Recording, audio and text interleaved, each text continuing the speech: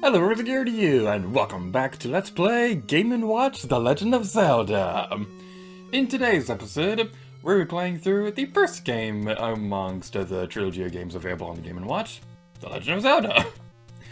Yeah, it's kind of like the Tomb Raider situation, how it's just called the series name, so I don't know what else to call it.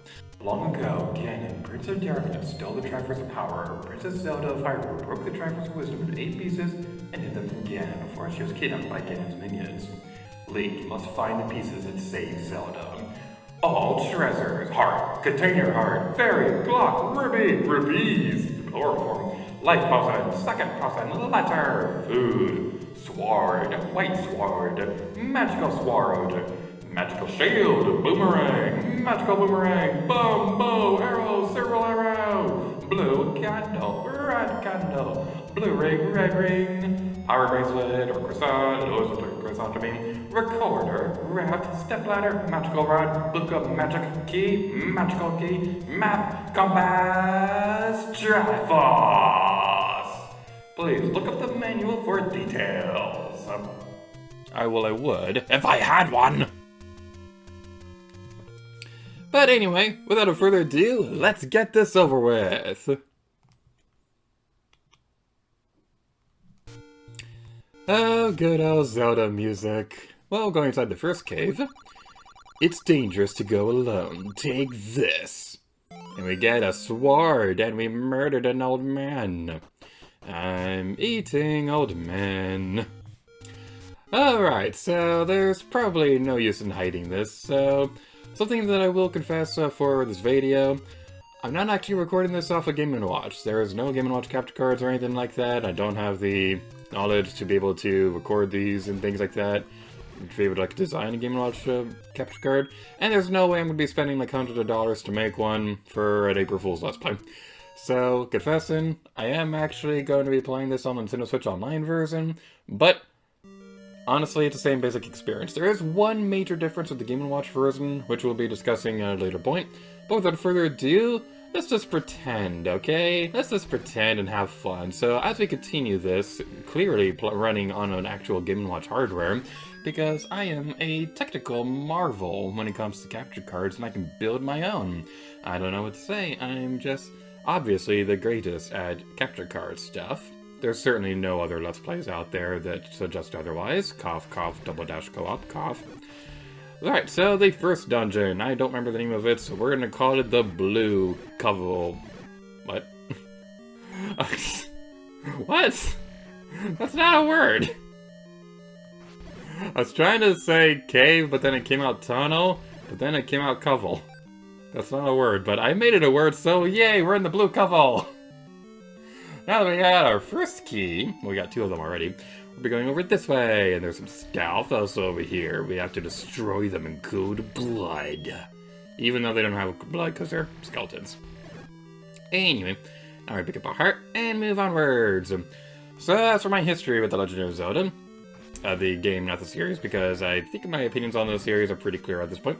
So, yeah, this game, I gotta say, I'm honestly not that big of a fan of the first Zelda games. So it is a good game. It is one of the better NES games out there.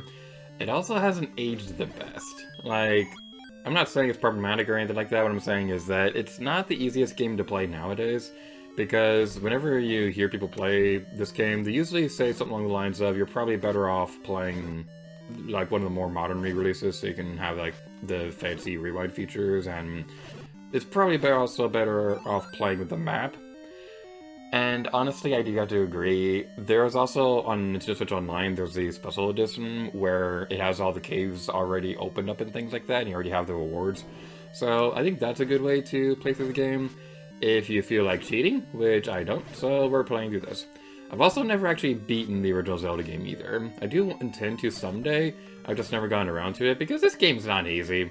This game is not easy. There's a lot of cheap stuff in this game that can make it a little bit annoying to deal with, especially Zelda 2. Especially Zelda 2, but we'll save that for a future episode. I'm just gonna save that right now. So, door over there. The key is not opening it, so what do? Well, there's a singular block right here, so let's move it. I like to move it. I like to move it. I like to move it. We'd like to move it. Eastmost Peninsula is the secret. Cool story, bro. I don't care. I got that song stuck in my head now. I don't like that. Like, the Madagascar was a fine enough movie, but I don't like having that song in my head now, but I'm gonna sing it anyway. I like to move it, move it. I like to move it, move it. I like to move it, move it. We like to move it. It's so stupid, but it gets stuck in my head easily. So we're right over this way. And I really wish they had my third heart with me so that I can have these super magical sword beams. But we don't, because they're only available if you die. Well, luckily this game doesn't have a life counter or anything like that. And it's pretty nice. I gotta say, all things considered, this game is pretty forgiving when it comes to dying.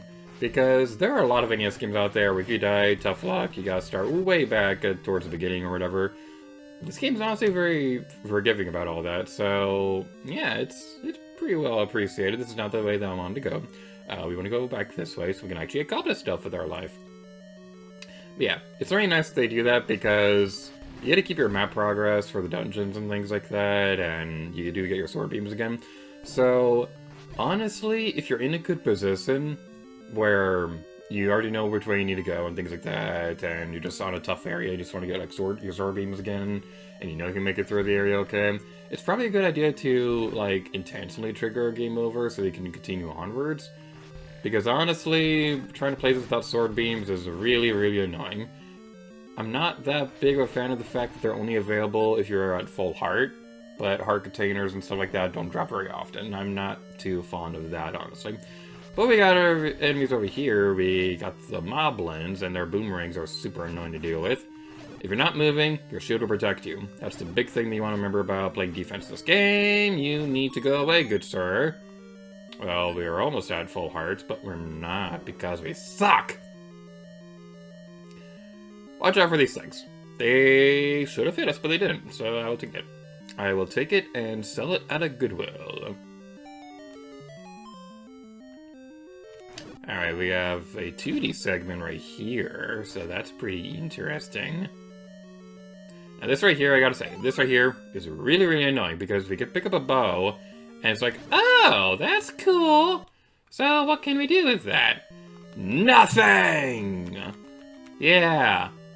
If you don't have arrows, it doesn't even let you equip it. This drives me crazy! This drives me crazy and I don't like it. But, anywho, now we're going over this way, and I probably honestly shouldn't be too loud, but I don't know, I'm just super hyper right now. So, let's continue onwards to fulfill our destiny of drinking root beer. Because root beer can be pretty yummy. I mean, it's not the best drink for you health-wise, but it is yummy.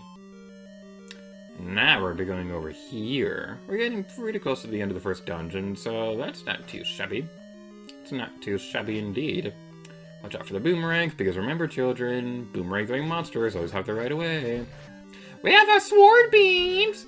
Sword beams! Oh yeah! You threw the boomerang the wrong way, that was funny. Alright, and now we get a boomerang! Yay, boomerang! Aww, boomerang! And there's already a key in here, but oh no, magical hands of doom! They become a lot meaner later in the game. I'm gonna say that right now. They become way meaner. We kind of took a little too long to get to this area, but this is also a good place to grind up on materials and stuff. So yeah, if you got some good materials, you can definitely do that. Also, ignore that thing in the corner right there. I don't know what that glitch is. That's a Game & Watch glitch. They didn't reprogram it properly, so sometimes you get a Nintendo Switch Online notifications with it. That is the truth fact of the universe, I decided. Alright, and we destroyed a dragon. Yeah, and we stole its heart. I'm a monster. And we got the first piece of the Triforce. Which, fun fact, in the first couple of Zelda games, there was only two pieces of the Triforce. There was a Triforce of Power and Wisdom, I think. Yeah, that sounds about right. So the Triforce of Courage was introduced a little bit later. But that's going to be it for this episode of Game & Watch The Legend of Zelda. Thank you guys so much for watching this video. Octorok, I'm trying to do an outro! Which, by the way, fun fact, the actor rocks for the inspiration behind Guardians and Legend of Zelda Breath of the Wild. But anyway, thank you guys so much for watching this video for Game & Watch Legend of Zelda. And next time, Lady Gator to you. Oh yeah, voice crack for the win.